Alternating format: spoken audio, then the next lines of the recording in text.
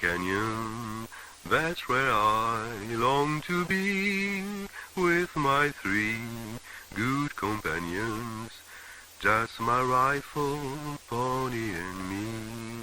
Microciné, bonjour. Aujourd'hui, un nouvel épisode de Fait Croquer. Il s'avère qu'effectivement, j'ai un peu délaissé Fait Croquer depuis un certain temps, mais de temps en temps, comme ça, je reviens avec cette émission que je trouve qui est importante pour moi, c'est de rencontrer des personnes qui ont cette particularité de questionner les images, les plans, le cinéma, les images des autres sur Internet, chez Internet. Et aujourd'hui, c'est très très spécial. En fait, je vais discuter avec quelqu'un qui n'a pas encore ouvert sa chaîne YouTube, qui a quand même qui est quand même dans le milieu de la critique internet depuis un certain temps, qui a participé à des lives chez des confrères et qui a certainement écrit un peu à droite à gauche. Ça, on va voir, mais c'est quelqu'un qui est venu vers moi, voilà, pour m'expliquer un petit peu ce qu'il est, son rapport à la critique de cinéma, mais aussi ce projet de se lancer.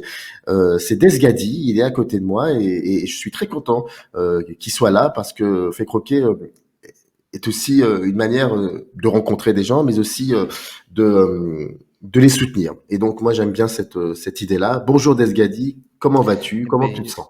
bonjour Samir. Bah écoute, ça va bien. Tout va bien. Je suis prêt pour cette émission. Ça fait un moment qu'on l'a prévu. Donc c'est un plaisir. Desgadi, ça vient d'où? Alors Desgadi, c'est un pseudo que j'ai créé il y a seulement quelques mois, parce qu'avant je m'appelais toujours Polo 42 ou Polo Musique 42, ou bon, parce que mon prénom c'est Paul et mon surnom Polo. Mais Desgadi, en fait, je l'ai construit à partir de deux passions, parce que on va revenir sur la notion de cinéphilie avec laquelle j'ai un peu de problème, mais disons que je suis aussi cinéphile que mélomane. Et en fait, Gadi, ça vient de Geo Gadi, qui est un album de Boards of Canada, qui est un groupe d'électro, qui est mon groupe préféré depuis toujours, enfin depuis des années. Et Death, en fait, c'est le diminutif de Desmond, qui est à la fois un personnage Desmondium de Lost et Chad Desmond de Twin Peaks Firewalk With Me.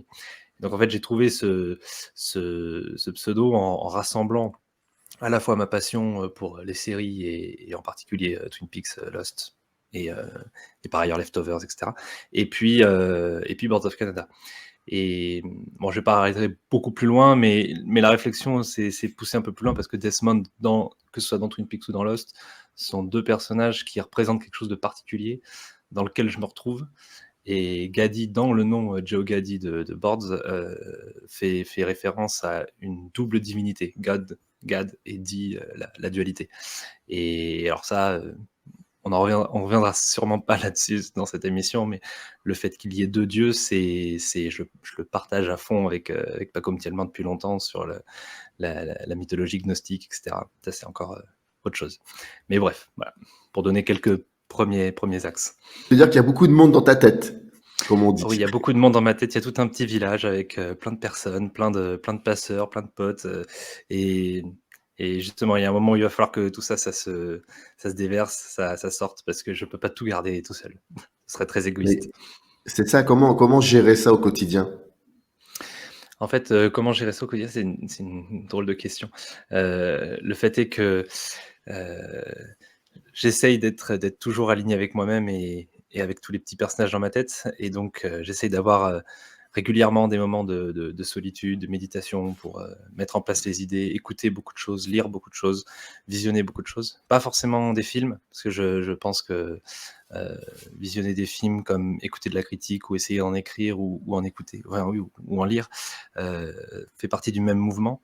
Et c'est vrai au cinéma, c'est vrai en musique, c'est vrai dans toutes les passions qui peuvent m'animer. Mais le fait de faire tourner cette machine me rend bizarrement disponible quand je me retrouve avec d'autres, parce que je me dis, bon là, la relation que je vais avoir, l'échange que je vais avoir d'un coup, il est beaucoup plus simple que tout ce que je vais avoir dans la tête. Et le travail critique justement que j'ai envie de développer, c'est euh, d'être concis dans tout cela et d'essayer de trouver des canaux à partir desquels l'échange il va être simple et il va y avoir une passation d'un monde à l'autre et révéler aussi le monde des autres, parce que je suis sûr de ne pas être le seul à avoir toute cette faune dans la tête. Dis-moi, tu sais qu'il y a une question que je pose constamment à mes invités chez Fait Croquet, mais aussi dans d'autres émissions, et ce qui me permet de comprendre un peu peut-être d'où vient un peu l'origine cinématographique ou le rapport à l'image de mon invité. Est-ce que tu aurais cette image marquante qui est généralement liée à l'enfance? Alors c'est une question à laquelle évidemment j'ai beaucoup réfléchi. C'est délicat parce que, j'ai plein de réponses et surtout plein de façons de répondre. Mais je me suis dit, toute l'histoire de mon rapport au cinéma, en fait, il a été vraiment, séquencé par grandes phases, évidemment de l'enfance, mais vraiment de la toute petite enfance. Dès l'âge de 2, 3, 4 ans, j'étais devant des films, évidemment des dessins animés à l'époque, et principalement Peter Pan. C'est vrai que Peter Pan, c'est vraiment le Disney que j'ai vu quasiment tous les jours pendant, toutes mes années 3, 4, presque 5. Et en fait, le premier film où j'ai vraiment une espèce de révélation que le cinéma pouvait être beaucoup plus grand que simplement un visionnage d'images. C'était Titanic à 10 ans, mais c'est pas l'image que j'ai choisie. Parce que l'image que j'ai choisie, c'est vraiment celle du point de non-retour, à 14 ans, quand, je découvre, Kill Bill de Tarantino et Mhm. spécialement, le plan où Warren Ishii, avance vers la caméra dans le couloir et qu'elle est suivie par ses hommes de main et qu'il y a, Battle Without Honor Humanity, la musique, de téléfoot, par ailleurs. Et je sais pas pourquoi, à ce moment-là, j'ai eu comme une espèce d'électrochoc, de sensation que j'ai pas comprise tout de suite d'ailleurs, que j'ai attendu quelques heures ou quelques jours pour comprendre que, là c'était fini, c'était foutu. Enfin le cinéma, c'était pour la vie et je pense que devant Kill Bill, j'ai eu la sensation, que je comprenais rien. Je comprenais évidemment le film dans son déroulé, mais je comprenais pas l'ensemble des mondes qu'il y avait derrière chaque image, chaque référence et cetera. Donc en fait, j'ai eu un rapport, alors c'est un mot, valise dégueulasse, mais presque postmoderne au cinéma tout de suite. Ensuite j'ai dû le traiter, le triturer et cetera. Mais c'est vrai qu'instantanément, et je pense que je suis vraiment pas le seul dans ma génération, le regard de Tarantino sur le cinéma, heu, a été électrisant, quoi. Je me suis dit: «Non, là il y a une locomotive et je l'ai pas rattrapée, il est temps d'y aller, quoi». Et je dis ça parce que, de mes 10 à 14 ans, j'ai déjà commencé à lire beaucoup sur le cinéma, sur des bouquins, des encyclopédies, des listes de films à voir, de réalisateurs à connaître et cetera. Mais j'avais pas l'âge de voir les films, j'avais pas la possibilité de le faire. Et à partir de 14 ans, je me suis dit: «Bah, là, c'est fini, là. Là, je prends en gros entre guillemets, je prends la cinéphilie en main» et je me suis mis à bouffer des films, c'est la période fétiche dont parlait Bégodeau, dans le live que vous aviez fait tous les 2, où en fait là, à 14, 15, 16, 17, là je découvre, un maximum de grandes références, de grands noms et cetera et heu et c'est finalement en 2015 que, là je suis retourné en salle. Parce qu'avant j'allais pas vraiment au cinéma, je le voyais assez peu de films en salle et je sais pas pourquoi, à partir de Birdman, je me suis mis à aller de plus en plus en salle et j'ai rattrapé ensuite, une autre notion qui est l'actualité. Parce que pour moi vraiment l'actualité et le patrimoine, c'est deux forces qui à la fois s'opposent et se complètent et vraiment de mes 10 à mes, 19 ans disons, j'étais à fond dans le patrimoine, tout le temps, l'histoire du cinéma, les grands noms et cetera et puis, petit à petit, je me suis reconnecté au cinéma d'aujourd'hui, heu et j'ai été assez régulièrement déçu d'ailleurs, parce que forcément le cinéma actuel n'a pas toujours, la même éloquence que le patrimoine. Mais la réconciliation se fait et notamment là, sur fin 2021, après une année, de disette complète qui était celle des confinements de 2020. Le fait d'avoir enchaîné, Memoria de Vera Stakoul et puis le fameux Get Back sur lequel j'aurais tellement aimé revenir avec vous. Bon, il y avait ce triste bug, mais bon. Et puis, derrière West Side Story et Matrix, en fait, il y a une espèce d'enchaînement de: «Ah ça y est, là on retourne en salle, c'est bon, il y a de la matière, il y a quelque chose à travailler». Si tu me le permets, j'aimerais revenir juste sur les 10-14 ans que tu évoquais et Oui, tu lisais. Tu me disais que tu lisais. oui, Je voudrais savoir quel, qu'est-ce que tu lisais beaucoup de exactement? choses. Alors, il y a des livres fétiches que je lisais dès cette époque-là. Il y avait le guide jaune de National Geographic, qui était un petit livre, presque cubique, dans lequel il y avait énormément d'images. Alors moi, j'étais fasciné par les photos à l'époque, puis j'essayais de lire les noms. Antonioni, j'arrivais pas à le prononcer en fait, et puis petit à petit, à force voilà, d'associer les noms aux images, il y avait comme une espèce d'imaginaire, voilà, qui se créait avant même d'avoir vu le moindre film de chacun de ces maîtres. Et pareil avec le cinéma dans la collection Le Spécialiste de Roland Bergane, je crois. Euh, Pareil, plein d'images. Et puis, alors, une référence que pour que je m'en suis éloigné, mais le guide des films de Jean Tullard, les espèces de gros blocs dans lesquels il y avait pareil des notations de films. Alors ça, c'est un truc que je comprenais pas petit, et puis c'est un virus qui m'a pris ensuite très vite. Mais le fait de noter des films, de faire des listes de films, de les comparer, de les hiérarchiser et tout. Bon, je m'en émancipe tout doucement. J'ai beaucoup de mal, mais mais tout doucement. Mais c'est vrai que de mes 10 à 14 ans, j'ai eu voilà, cette sensibilité sur des ouvrages comme ça. Il y a évidemment, alors là, c'est arrivé plus vers 13-14, mais toute la collection des portraits de cinéastes par les Cahiers du cinéma, Mmh. toute la collection des petits guides gris avec, pareil là, que ce soit Godard, Kubrick, Scorsese, Kurosawa, tous. Bon. Et, et voilà, bon, ça c'est pour les références de cet âge-là. Après, Dieu sait qu'il y a eu beaucoup d'autres ouvrages qui ont suivi, et je continue d'en lire, peut-être un peu moins qu'avant, euh, parce que je préfère aujourd'hui, plutôt que de m'étendre comme à l'âge adolescent, je préfère me concentrer sur des œuvres que je pense être matricielles, notamment quand j'ai découvert Faire un film de Sidney Lumet, ou là, depuis quelques temps, Serge Danet, évidemment. Et donc aujourd'hui, j'ai moins un rapport fétiche à ça, tout en ayant une immense admiration pour ce que je découvre et ce que je lis. Mais c'est plus fétichiste, c'est autre chose. Là, c'est plus méthodique aujourd'hui, c'est plus bon. Et moi alors, qu'est-ce que je trouve comme place dans tout cet ensemble, quoi. Alors qu'à 14 ans, on se pose pas la question, juste on bouffe, on découvre, c'est un émerveillement complet, quoi. Aujourd'hui, j'essaye heu, d'être de plus en plus cinéphile et de moins en moins cinéphage, et la preuve, c'est que je regarde, heu, bon, quand je dis pratiquement plus de films, c'est dans le sens où, contrairement à d'autres cinéphiles que je peux connaître, je vais pas tellement au cinéma que ça. J'y vais une fois par semaine, parfois un peu moins. Donc en gros, je finis à 30-35 films, par an.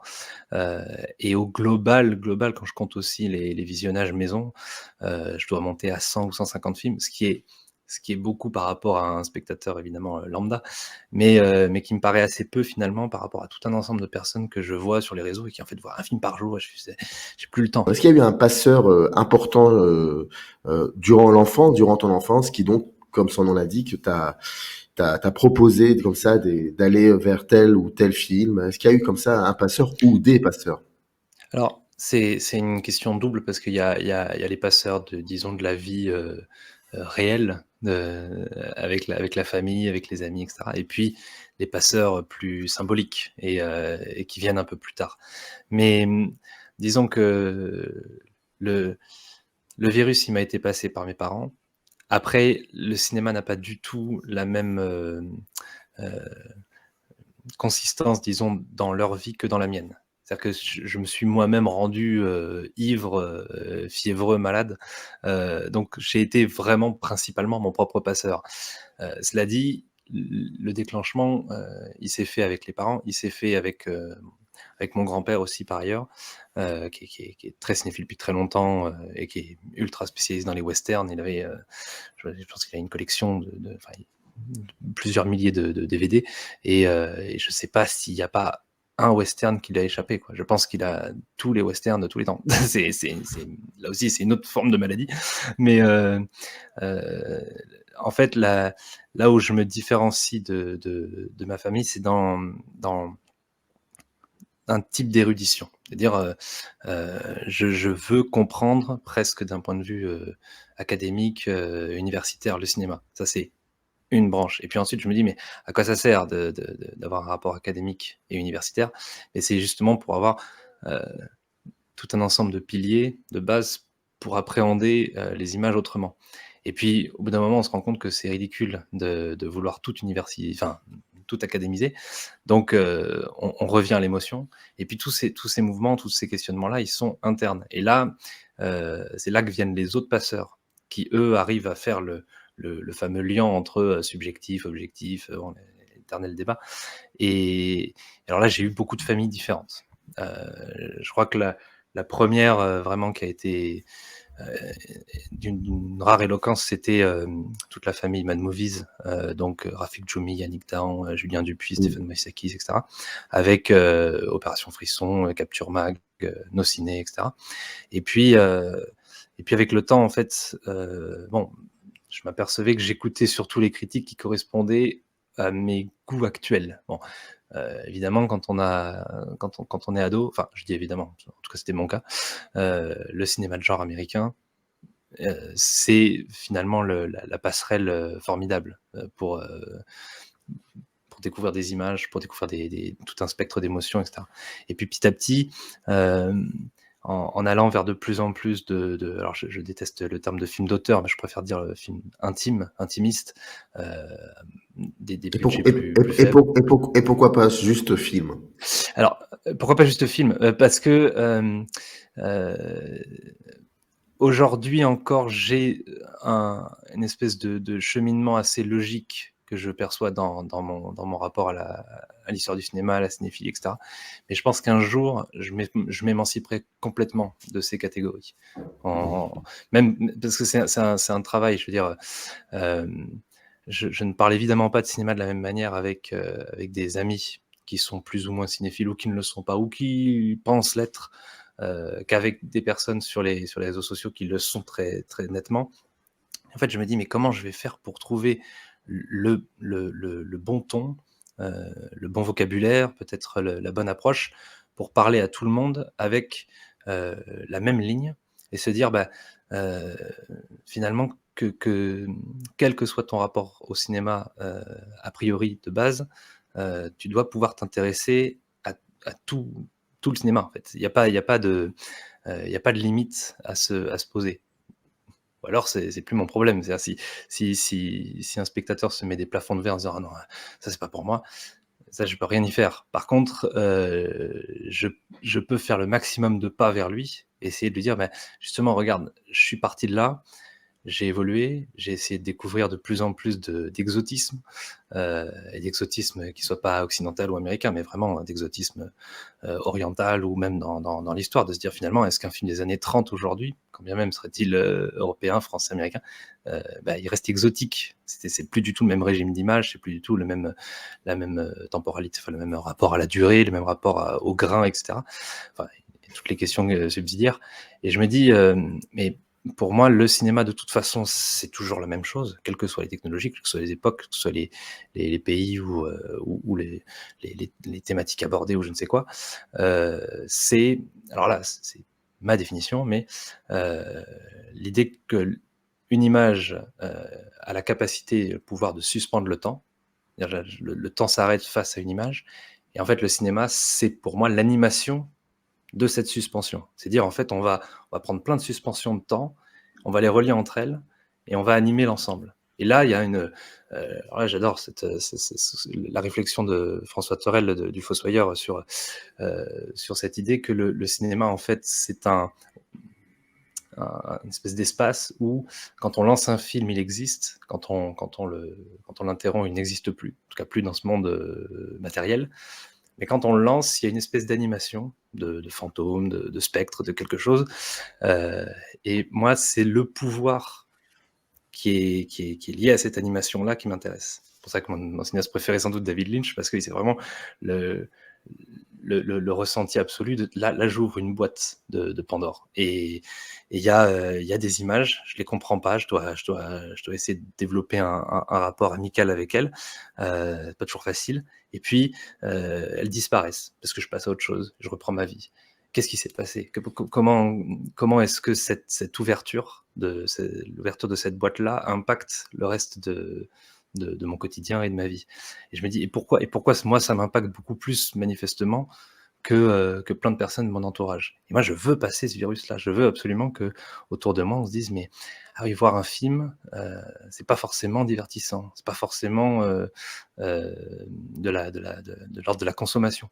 On peut vraiment, être plus dans la saveur, dans le fait de savourer un moment. Quand bien même ce moment est désagréable ou âpre ou difficile ou étrange et heu, essayer de passer cette chose, enfin ce virus-là, je me dis: «Bah, la seule arme que j'ai, pour ça, au-delà de mon amour pour le verbe et la langue, c'est quel est le chemin que toi tu as parcouru? Comment tu as fait pour aller vers des images de plus en plus, peut-être, difficiles?»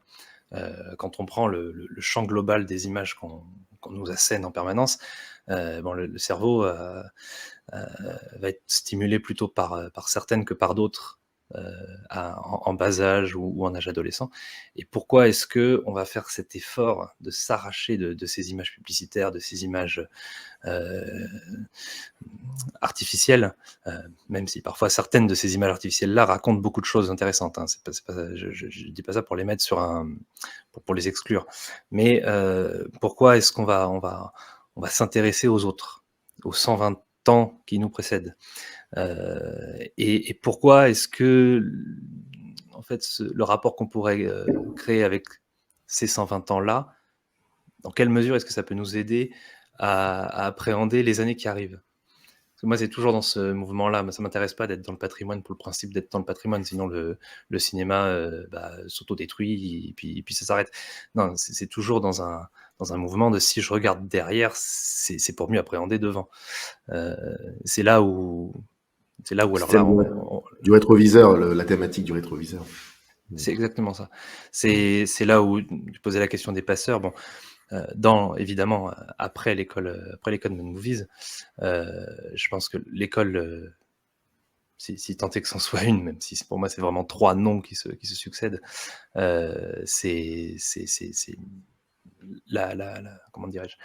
Heu, L'héritage, Caillé de Serge Danet et Jean-Baptiste Toré et donc de Gilles Deleuze si on reprend un peu plus tôt et je les cite en particulier parce que Jean-Baptiste Toré est vraiment pour moi le critique qui m'a fait comprendre à quoi ça sert de s'interroger sur l'histoire du cinéma pour, heu, perpétuer, continuer d'éduquer son œil encore aujourd'hui aux images qui s'actualisent. Quand bien même celles-ci, alors là c'est plus Danet qui le disait, s'appauvrissent de jour en jour, heu, il faut toujours, rester dans l'espoir que ça redémarre et le fait est que, ça redémarre, même si c'est sporadique, même si que c'est que sur certains films par an, même s'il y a que, 3 ou 5 ou parfois, 6-7 films, ce qui est miraculeux, intéressants, par an, bah, ils existent et il faut aller les chercher et on tombe pas dessus tout de suite. Donc il faut en voir, plusieurs dizaines avant de dire bon, et il faut en voir et il faut s'informer dessus,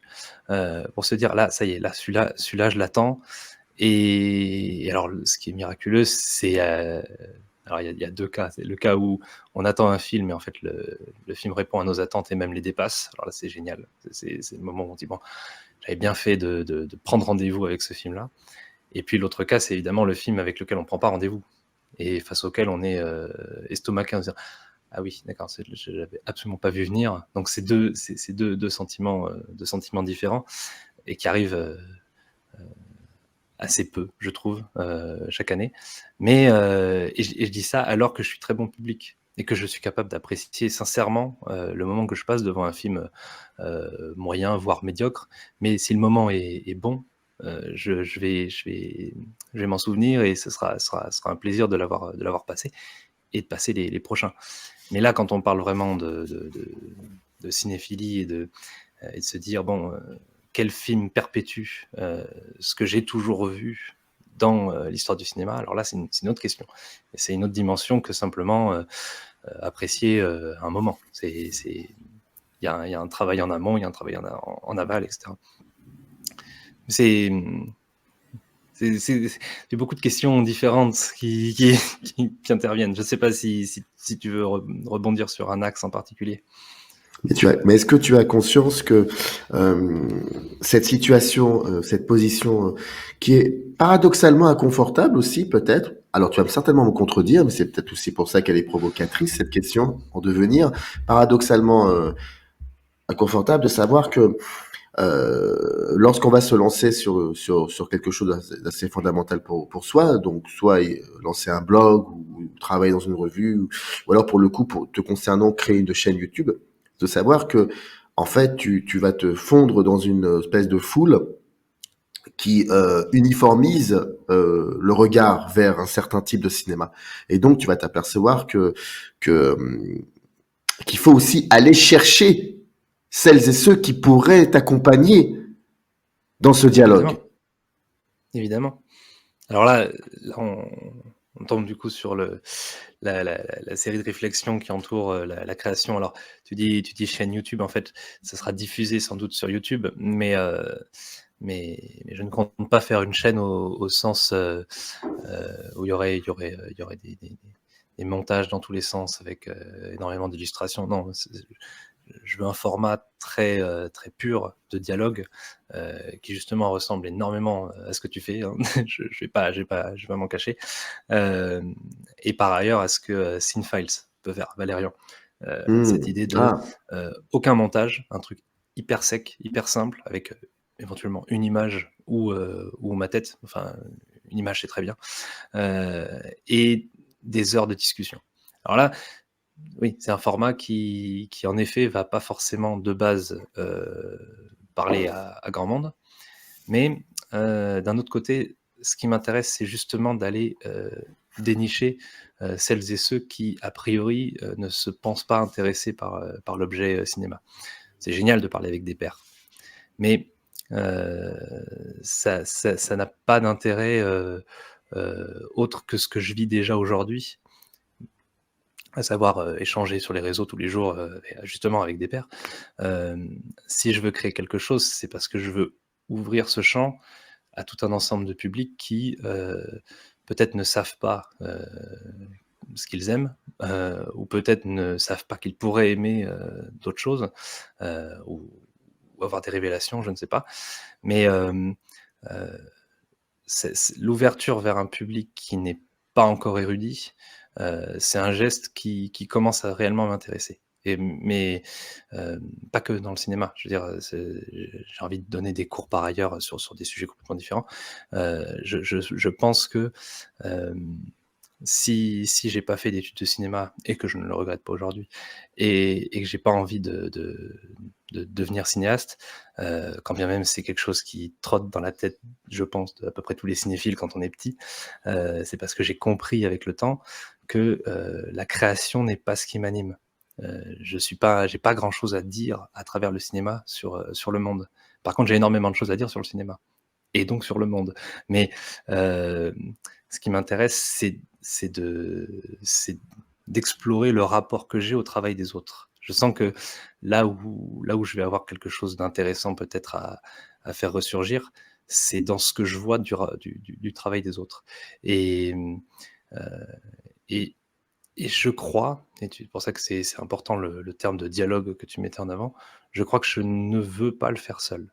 Je pense que Mmh. je dois avoir un point d'ancrage qui va être le sujet, mais je veux pas l'aborder seul. Je pourrais, parler pendant 3 heures d'un film, mais bon, là pour le coup, l'étanchéité serait totale avec l'auditeur. Ce qui va m'intéresser, c'est de faire en sorte que la personne qui écoute ait l'envie de participer et la sensation qu'il participe à une discussion et qu'il ait envie de se jeter sur son clavier pour écrire quelque chose. Parce que euh, je différencie clairement l'analyse filmique, qui est un domaine très particulier que, que j'aime beaucoup explorer, mais qui ne va pas faire de vue et qui est absolument pas de mon niveau. J'ai absolument pas le niveau pour faire ça. Je ne veux pas faire de cours de cinéma, c'est pas le principe. Après, il y a la critique de cinéma. Donc là, c'est un autre art, un autre dialogue, une autre littérature sur laquelle je dois faire mes armes. Et je me dis, je vais pas attendre éternellement de me dire quand est-ce que je me lance, quand est-ce que je vais avoir vraiment le niveau. Non, il y a un moment où il faut se lancer Et peut-être que la troisième chose, qui est le dialogue, va me pousser à améliorer ma rédaction, ma diction, je ne sais pas, et un jour me mettre à écrire moi-même. Parce que écrire des pavés en commentaire sur les réseaux, et spécialement sur Vodcaster, c'est vrai que je t'avais partagé mon profil Vodcaster. Vodcaster, donc je m'appelle pas Desgadi dessus, je m'appelle Polo42. Ça fait 10 ans que je suis dessus. Et Dieu sait que j'ai appris là-dessus ce que c'est que la cinéphilie, ce que c'est qu'un cinéphile, dans toute sa complexité, parce qu'il y a beaucoup de profils différents, et c'est un vrai terreau intellectuel intéressant. Mais c'est un exercice qui, pour moi, doit être un tremplin. Et en fait, j'ai jamais rebondi sur cet exercice-là. Je pense qu'aujourd'hui, c'est ce que j'ai envie de faire.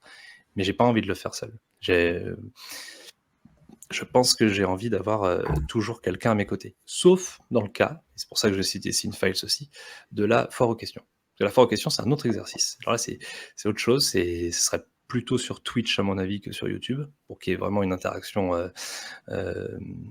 encore plus directe. Mais là, d'avoir une série de questions, et je les prends toutes, une à une, et on dialogue sur l'ensemble. Et là, c'est un autre brasier, c'est encore autre chose.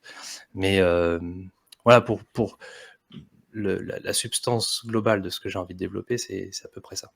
Mais je sais que ça suppose d'avoir la prise en compte, la considération, la compréhension de celui ou celle qui m'écoute, et qui n'est pas forcément intéressé tout de suite par ce que j'ai à dire. Et justement, c'est celui-là ou celle-là qui m'intéresse le plus. C'est-à-dire comment je vais faire pour te donner l'impulsion, te donner envie de voir ce que tu n'irais pas voir par toi-même, quoi. J'ai cette impression qu'il n'y avait pas autour de toi des gens avec qui pouvoir discuter. En fait, c'est pas une absence de dialogue autour de ce qu'on appelle cinéma, pas forcément de ce que moi j'appelle cinéma, mais de ce que la plupart appellent cinéma. Ça, j'en parle tous les jours. Je pense que tous les jours, je parle avec quelqu'un de cinéma, que ce soit dans la vie, dans la vraie vie, et même c'est le plus souvent dans la vraie vie, ou sur Internet. Mais ce qui est très difficile, c'est que, et là, vous en parliez aussi avec François Bégodeau, c'est que parler de cinéma ou parler d'un film, aujourd'hui, ça n'est plus subjectif. Tout le monde se drape en permanence de cette couverture formidable qui est non, mais tout ça ne concerne que moi, et tout ça n'est que subjectif. Et à chaque fois que quelqu'un avance ça, derrière, il ne parle qu'objectivement. Il parle que d'un point de vue académique. Et je me dis, mais à quel moment est-ce que quelqu'un sur Internet va sérieusement être subjectif et dire, voilà ce que j'y ai vu, et pas j'aime pas, non, qu'est-ce que j'y vois? Et alors ça c'est une question que je me demande pourquoi, à quel moment on a perdu ça? À quel moment on a considéré que il fallait être précieux avec le cinéma? Je sais pas si c'est assez récent, cette réflexion, et je sais pas si ça a pas démarré en 2018, quand il y a Ready Player One qui sort, et que j'écoute Julien Dupuis en parler, je crois que c'était sur Nos Ciné ou ailleurs, ou Capture Mag, et qui dit: «Mais en fait, le rapport de Spielberg à Kubrick, il est ludique». La façon dont il réintègre Spielberg dans Ready Player One, c'est ludique. C'est-à-dire, évidemment qu'on respecte, là, je reprends Kubrick parce que tu le cites, mais évidemment qu'on respecte la référence, évidemment qu'on respecte le patrimoine, évidemment qu'on respecte la figure kubrickienne. Mais il faut s'amuser avec, il faut lui rentrer dedans, faut faire vivre enfin, c'est bizarre à dire, mais il faut faire vivre le fantôme, en fait. C'est-à-dire que c'est très important, à mon avis, de comprendre Il faut que tu pourquoi. vives toi aussi. Il faut que tu sois en vie toi aussi. Et ben, bien sûr. Bah C'est oui, ça le plus important. si on reste glacial, statique face aux grandes œuvres, en étant dans une espèce d'admiration éternelle, ça marche pas. Avoir une admiration de base pour ça, pourquoi pas? Et c'est clairement celle que j'ai eue. Mais aujourd'hui, ce qui m'intéresse, c'est de me dire: comment je tisse l'ensemble. Je citais, Gilles Deleuze tout à l'heure, et alors là je vais citer, Alain Damasio qui en parle et qui dit que c'est une philosophie du mouvement, une philosophie où tout est tout le temps en train de changer. Et ça, Mmh. j'ai ce rapport-là avec la vie en général, mais spécialement avec le cinéma et la critique de cinéma, de me dire: «Mais, heu, comprendre Playtime de Tati n'a aucun intérêt en tant que tel». Ce qui est intéressant, c'est de comprendre en quoi est-ce que ça pourquoi c'est né? Qu'est-ce qui a fait, dans les années 60 qu'en 67 il y a ce film-là qui sort? Et qu'est-ce qui fait que 50-60 ans après, heu, il continue d'être, une espèce de sonar, d'envoyer quelque chose? Et c'est vrai avec tous les chefs-d'œuvre. Je cite celui-là parce que je l'ai découvert il y a pas très longtemps et là, le chef-d'œuvre absolu que j'ai découvert l'année dernière, c'est Voyage à Tokyo d'Ozu. Heu et je me dis: «Mais pourquoi je l'ai pas vu plus tôt?» Bon, ça c'est une autre question, ça n'est pas grave de ne pas voir les films tout de suite. Mais à partir du moment où on le voit, le fait que je sente une vitalité, une vivacité en fait, toujours intacte chez Ozu, hem et que je me dise: «Mais en fait ça, je l'avais déjà vécu avec Chaplin quand j'étais tout petit», heu, qu'est-ce que ça dit de mon rapport aux images aujourd'hui? Et donc, on en revient toujours à la réactualisation. Le fait que, et là je cite Toré, hem, l'actualité du cinéma, c'est pas ce qui sort le mercredi. C'est ce qui me dit quelque chose du temps que je traverse. C'est un film qui me dit: «Voilà, je suis témoin du monde dans lequel tu es». Et pas que d'un point de vue, politique, ça peut être sensible, ça peut être vraiment, là, voilà un film qui donne un axe, qui donne une impulsion et peut-être que, cette impulsion-là peut t'aider à lire un peu plus l'espèce de bordel dans lequel on est, tous et je pense qu'on est tous d'accord pour dire que c'est extrêmement difficile de lire l'époque dans laquelle on est, si tant est que ce soit une époque, hein, je mais je crois que le cinéma est une des armes les plus fondamentales pour la comprendre. En tout cas, essayer. Est-ce qu'il y a eu des est-ce qu'il y a eu des moments, où, où tu avais besoin un petit peu de te mettre en retrait du cinéma, de ce flux d'images, est-ce qu'il y a eu des moments où, j'irai pas jusqu'à dire, tu n'y croyais plus, c'est un mot fort et qui veut en même temps ne rien dire, mais tu ressentais ce besoin fondamental à un Ah non. moment de te mettre à l'écart? Non, parce qu'en fait, c'est ce que je disais sur Kill Bill tout à l'heure, c'est qu'il y a, heu, l'intuition que j'ai eue que j'étais foutu et que j'en parlerai tous les jours, ça fait 15 ans en fait que c'est le cas et ça fait 10 ans que je l'ai conscientisé. Mais, parce que j'ai 25 ans aujourd'hui et Kill Bill c'était à 14 ans et en fait, je ne m'en suis jamais séparé et je crois qu'il y a pas une journée de ma vie depuis, encore une fois, je ne sais combien d'années où, soit je prends du temps pour le cinéma, et c'est là où je me dis que je vais avoir, une dette à payer, parce qu'il m'a donné énormément de choses et il est temps que je rende. Donc ça, c'est une chose et de par ailleurs, écouter 2 à 3 heures de musique par jour et je crois que c'est même pas ritualisé, c'est même pas, je veux dire, je ne le fais pas, méthodiquement, c'est juste naturel. C'est-à-dire que pour moi, lire, un article, écouter un podcast, regarder une vidéo, même sur un film que je connais par cœur, je fais ça tous les jours.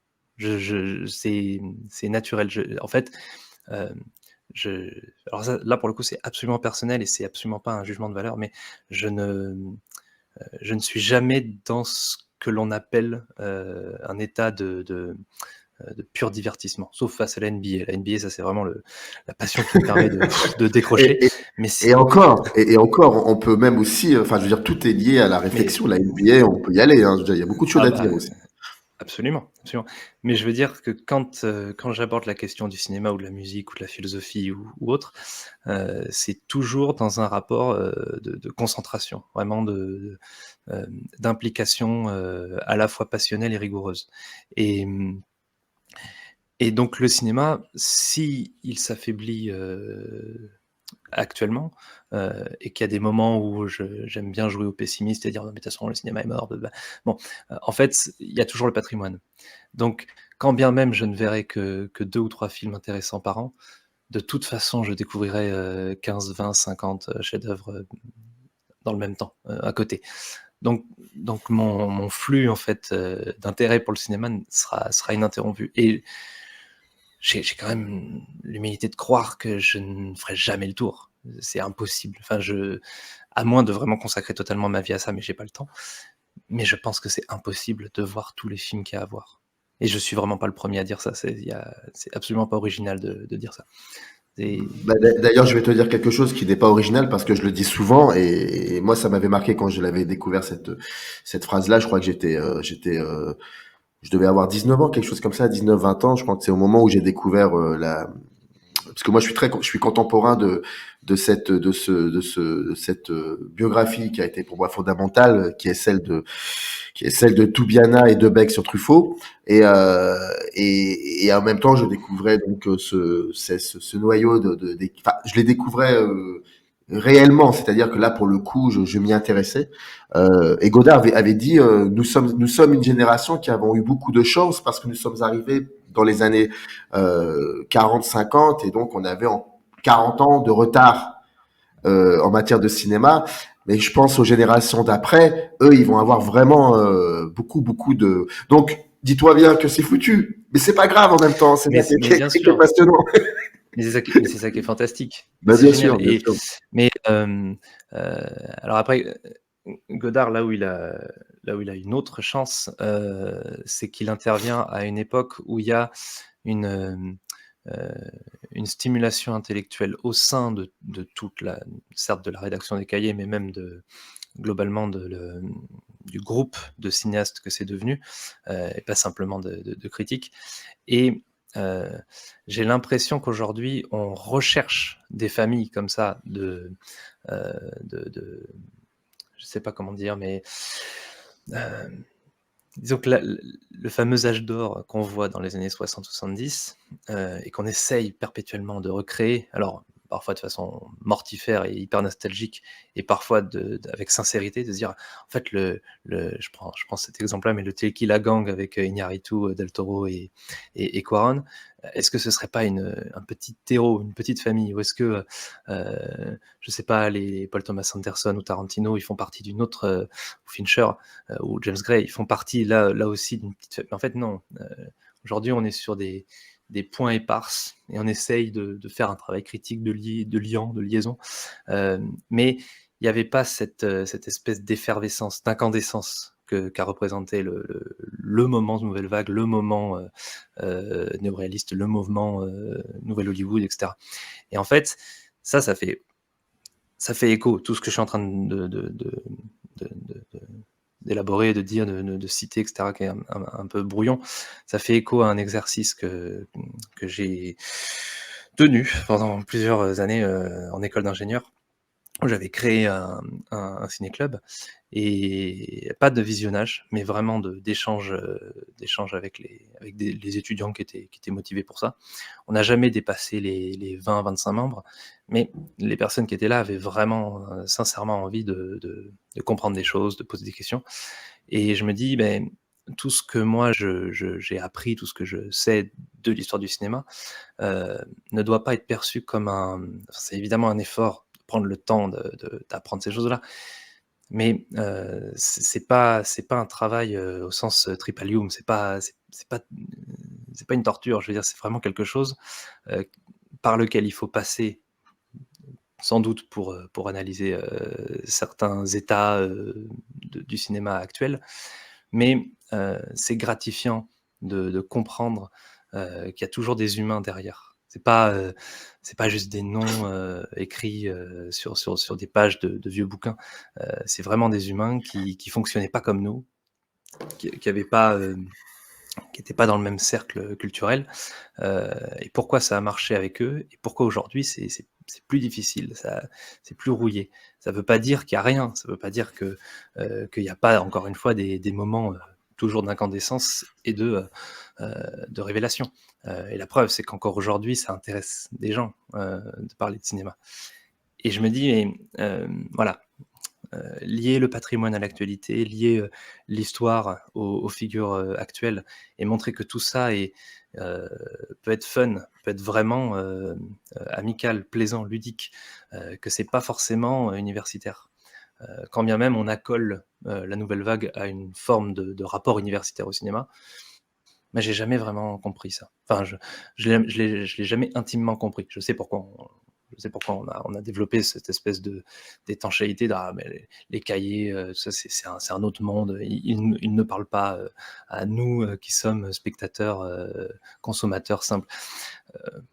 Je vois pas pourquoi. Je sais pas pourquoi il y a cette étanchéité qui est maintenue, alors qu'en fait c'est tout aussi, enfin, à mon sens, et c'est ce sens-là que j'aimerais passer, c'est tout aussi fun de découvrir pourquoi Marion Bad, c'est génial, de découvrir pourquoi, Lynch aujourd'hui c'est génial, et de comprendre que Lynch lui-même, il est relié à tout un ensemble d'autres cinéastes, peut-être encore plus, divertissants, j'aime pas ce mot encore une fois, mais je vois pas pourquoi il y aurait des figures, qui seraient, authentiquement inaccessibles, ou, ou qui seraient une culture, à laquelle, toute une partie de la population n'aurait pas le droit. De ça, je suis pas d'accord avec ça, et quand bien même j'ai bien conscience que, quand je vais faire découvrir des films à un novice, là aussi c'est très prétentieux de dire ça, mais enfin à quelqu'un qui n'a peut-être pas encore développé tout un rapport,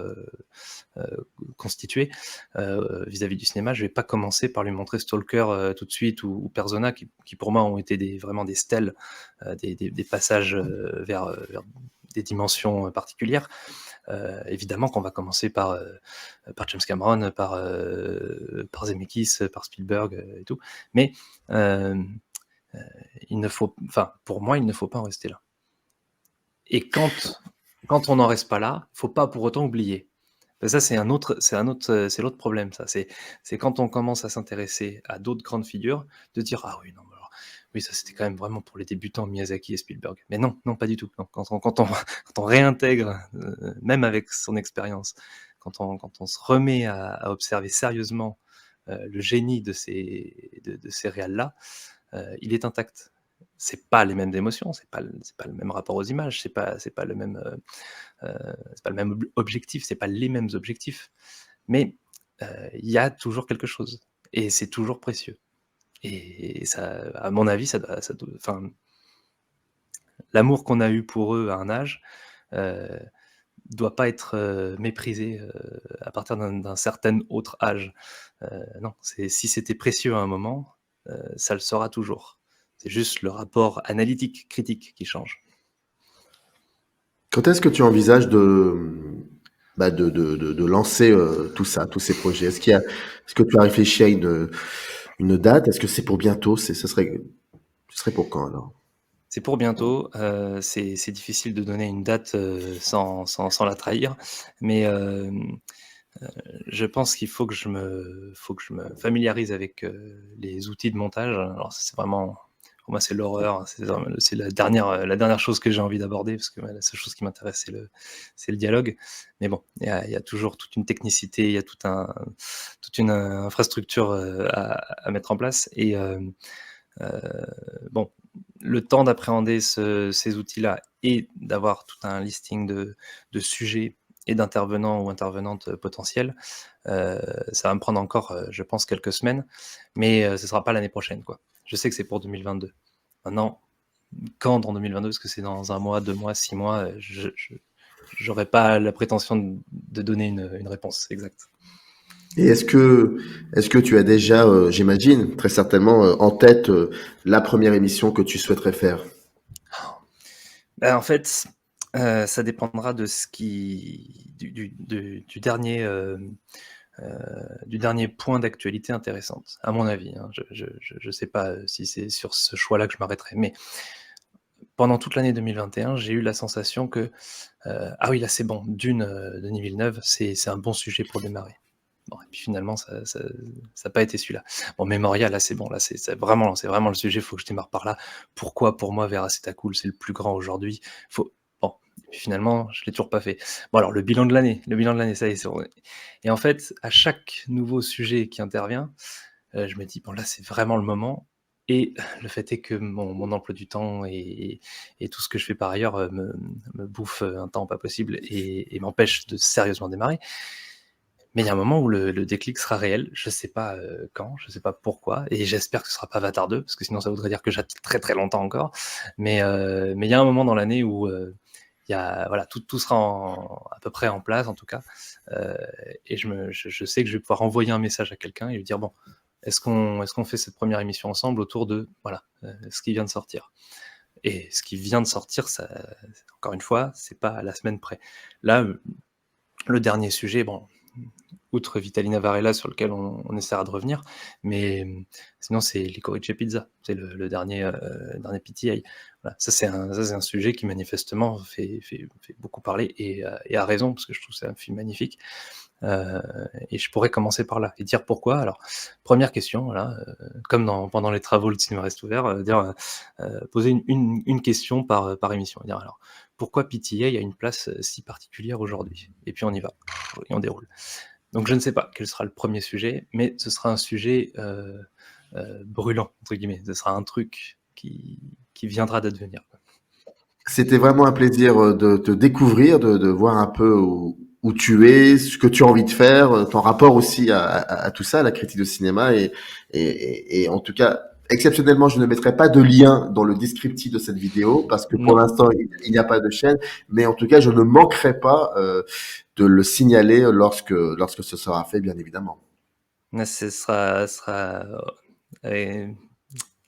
oui, c'est avec plaisir. C'est un vrai honneur parce que c'est une narration hein, dans ma tête, mais c'est étonnant si tu veux avec tout ce que j'ai asséné de références. D'ailleurs, je m'en excuse hein, parce que j'arrête pas encore une fois de faire émerger le monde des petits personnages dans ma tête, mais c'est amusant, je trouve, d'intervenir le lendemain d'une émission avec Bégodeau, dans une émission qui s'appelle Microciné, qui elle-même s'appelle comme ça parce que Microfilm, parce que Serge Janet. Oui, Et de me dire, bon, bien sûr. je suis personne, honnêtement, je suis rien pour l'instant, et je sais pas si je serai quelqu'un un jour, mais c'est amusant de me dire, bon, on va faire comme si, et on va jouer, et on va s'amuser à être dans le chemin qui a été tracé par d'autres. Et c'est très galvanisant. Donc, je te tiendrai évidemment au courant dès qu'il y aura quelque chose qui va émerger. Et on reparle quand tu veux de n'importe quel sujet. Évidemment, je reste dispo. Écoute, tu es déjà Desgadi et c'est déjà très bien comme ça. Voilà. Merci. À très vite et longue vie à la future chaîne, comme on dit. Merci Samir. À bientôt. Générique. Up a rise in the canyon, that's where I long to be, with my three good companions, just my rifle, pony and